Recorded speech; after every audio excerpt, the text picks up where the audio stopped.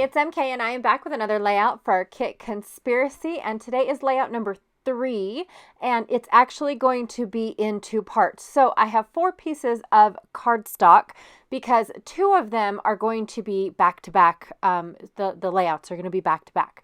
I also have all the scraps that are left over from this kit, and then I'm going to show you guys the papers and things that I have left over. So this is supposed to be the very last layout. So I have the sticker sheet. Like I said, I completely ignored it and I feel really bad.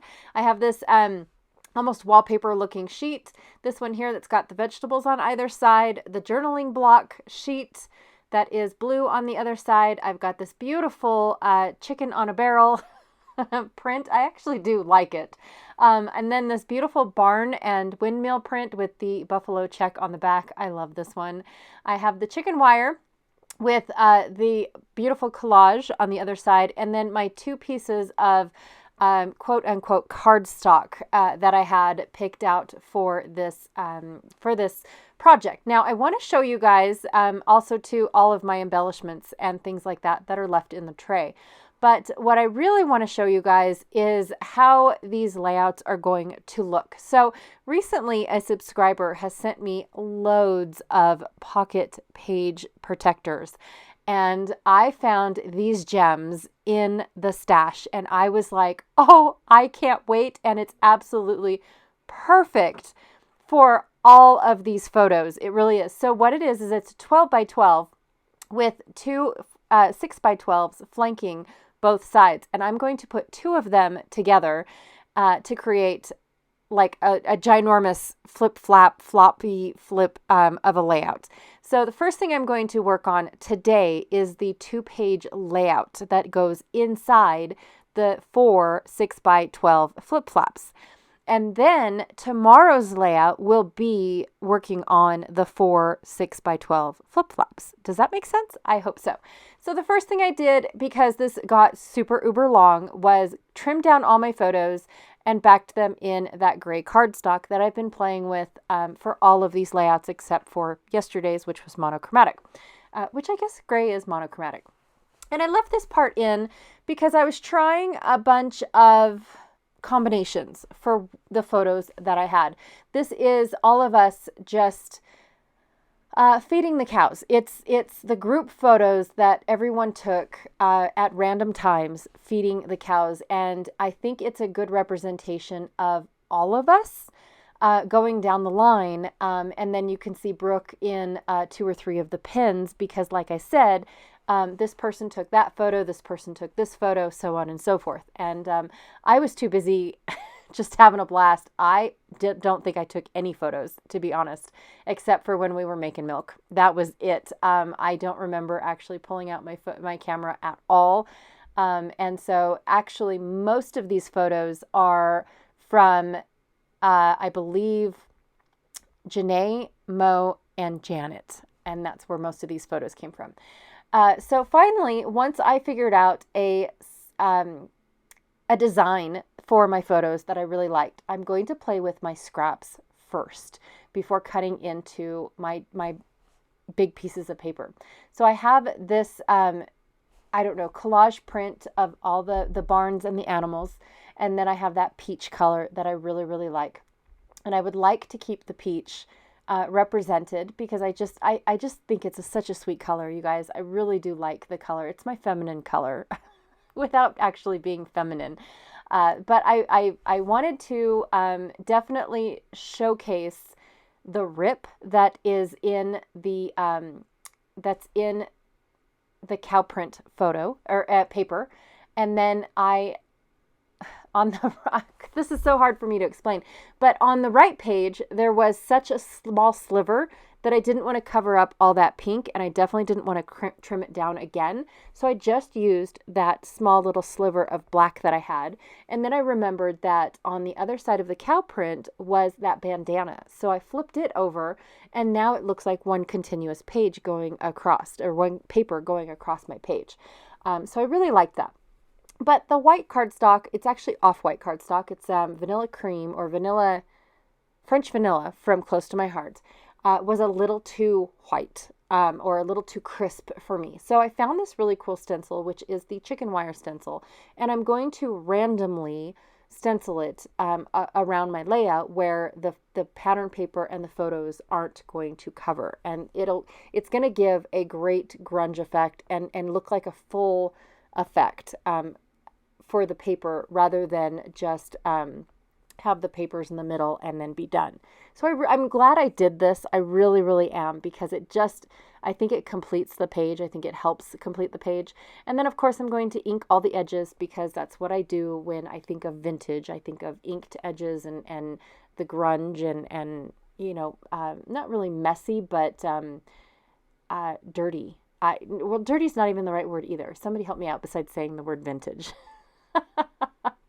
So I'm going to go ahead and put all my photos back together, put my layout back together the way that I wanted it. And like I said, I really wanted that torn edge from the bandana paper and my cow print paper, or my animal print paper. I really wanted that. And then I'm leaving my right side so that way I can put that beautiful collage paper.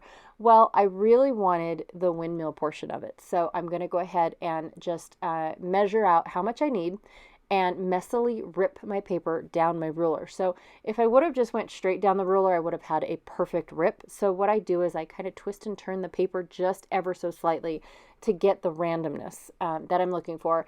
And I accidentally trimmed too little. So I have a larger rip than I wanted it to be. So I'm going to fix that here in a minute. But the first thing I'm going to do is commit to my photos and start gluing everything down. So I'm going to measure out, I think it's like 1 1/16 is what I measured out, because of the fact that my photos, I trimmed them down a hair and they are not quite, I am so sorry. They are not quite 6 inches. I think they're 5.5.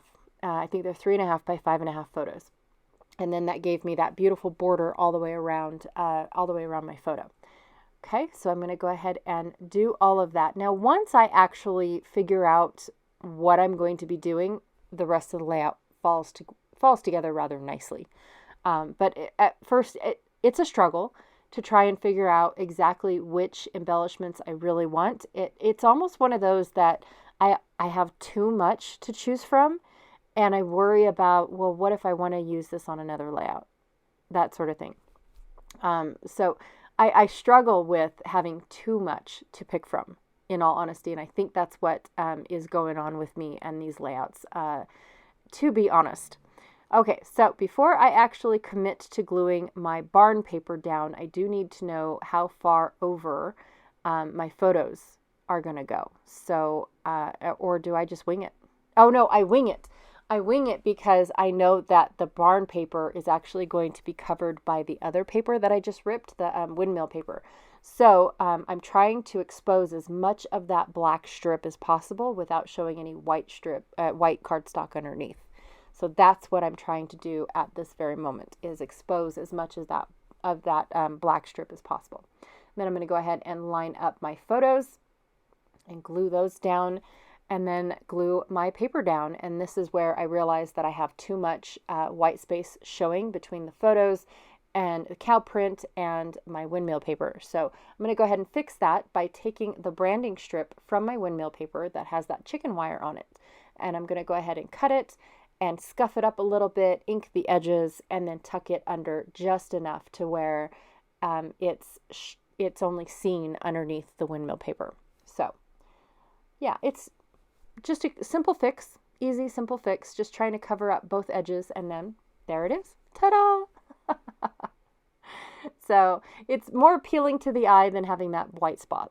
So now I'm going to try a few other things, but I'm going to take some of those 4x6 cards and cut them out, and just so that way I have the journaling strip and the washi, the faux washi tape. And then I'm going to go through my little bin, and I'm finally going to use some of this washi tape. So I just need to figure out the images that I want to use, because most of the images are geared more towards gardening than they are farming. And so I really wanted to have, like on this strip here, you've got the barn, the butterfly, the chickens, the cows. Well, you're only going to see the barn, the butterfly, and the chickens. But then I roll out a little bit more washi tape and put some down in the lower right corner. I didn't realize that I was off camera. I apologize about that.